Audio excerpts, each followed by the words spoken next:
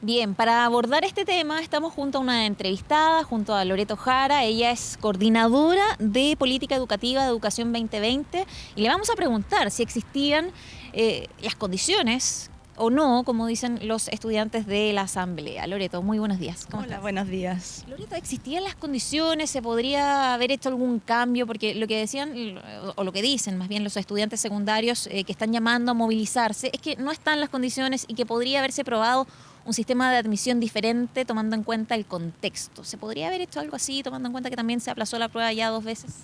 La verdad es que pensar en un sistema de admisión a la universidad distinto a propósito de esta coyuntura de movilización social no era muy posible, dado los tiempos. Estos son procesos largos, son procesos que involucran, bueno, diseño de pruebas, de mecanismos, de puntajes, entonces no era cosa de cambiar las cosas en 2 meses, digamos.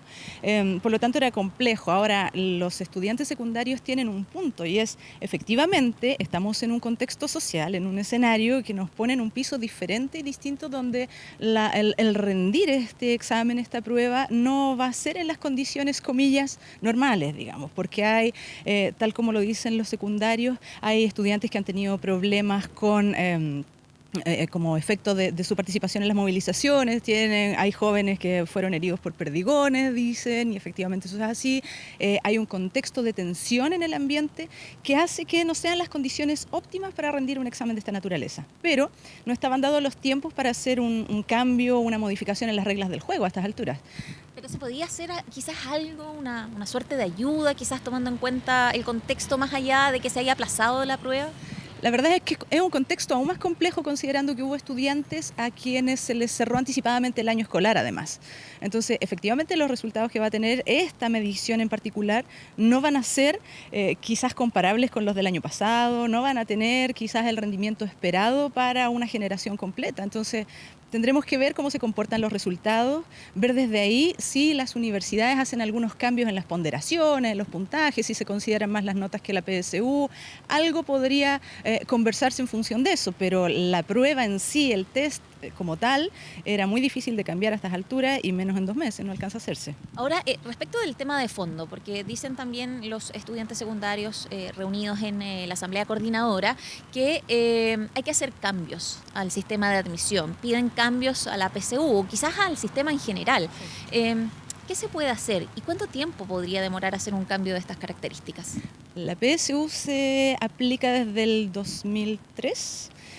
Y desde el 2004 yo creo que viene con muchas críticas. Hoy día nadie está en condiciones de defender la PSU como un sistema justo, equitativo, inclusivo y que da cuenta efectivamente de aptitudes para estar en la universidad, digamos. Por lo tanto, hay que generar cambios profundos, hay que hacer una revisión integral de ese instrumento y del mecanismo completo de acceso y de ingreso a la universidad.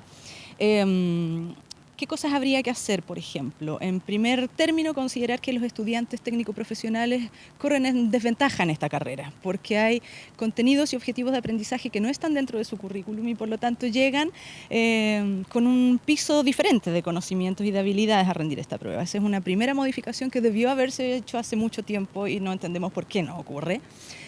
Un segundo elemento tiene que ver con la complejidad de la prueba de matemáticas, por ejemplo, que hoy día es muy compleja, que tiene un sesgo de género bien importante en función de los resultados que obtienen hombres versus mujeres y que eso tiene que ver tanto con la construcción de la prueba, pero también da cuenta de algunas prácticas pedagógicas que están en el aula y esa es una conversación un poquito distinta, complementaria pero distinta, pero en el fondo muestra que hay sesgos de género y que hay sesgos socioeconómicos.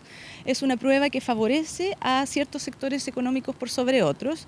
Primero por la calidad de educación que reciben algunos colegios, pero segundo porque hay familias que tienen opción de preparar esa prueba. Entonces pagan un preuniversitario y acceden a otras herramientas de apoyo que en el fondo también deja a los estudiantes en una situación de inequidad. Hoy día lo que estamos viendo a propósito de la coyuntura de la PSU y nuevamente la juventud como un actor social nos está diciendo que tenemos un problema profundo en nuestro sistema educativo y eso hay que escucharlo, hay que prestar atención. Es de esperar que las autoridades tengan una actitud dialogante respecto del petitorio que están haciendo, de las demandas de fondo que están poniendo sobre la mesa, que es un sistema inequitativo y un mecanismo de acceso a la educación superior que no tiene las mismas reglas del juego y que deja a algunas personas en desventaja por sobre otras. ¿Se podrían tomar medidas a corto plazo pensando ya en un sistema pensado, diseñado para el próximo año?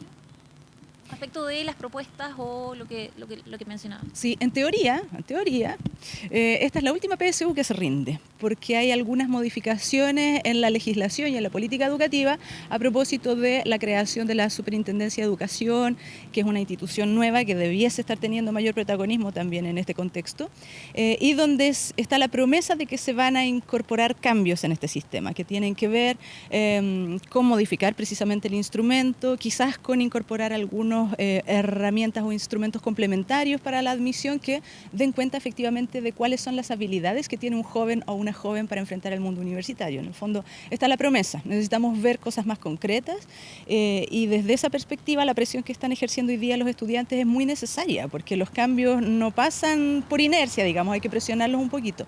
Es lamentable que hoy día estos 300.000 jóvenes que están a punto de hacer un paso fundamental en su vida escolar y en su trayectoria académica estén sintiendo una tensión adicional a la que ya es natural de un proceso como este, que en el fondo tiene la presión, algunos dicen que se juega en el futuro en esto, no es tan así, no se están jugando el futuro a lo más es un año, tienen que ver distintas opciones de educación superior, en fin, estudiar bien como el mercado universitario que es bien complejo y de distinta calidad, pero en el fondo lo que estamos viendo es un punto de inflexión, digamos, respecto de cómo ponemos mayores niveles de equidad en un proceso de acceso a la educación superior y cómo incorporamos también nuevas herramientas para hacer de esto un proceso más innovador, que ponga al centro otros aprendizajes también, no solo los típicos, los académicos de lenguaje y matemática. Estamos en una conversación pedagógica muy interesante y que ojalá que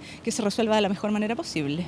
Bien, Loreto Jara, coordinadora de Política Educativa de Educación 2020, muchísimas gracias por la entrevista. Vamos a ver qué sucede este lunes y martes a propósito de esta advertencia que lanzan desde la ACES. El domingo hay reconocimiento de sala, información útil, por supuesto, para las 297.000 personas, la mayoría jóvenes que van a rendir la PSU este año, Carla. Bien, nos vamos a quedar bien atentos a todo lo que pase con estos jóvenes que obviamente están muy expectantes con la PSU. Nos vemos, un buen día para ambas.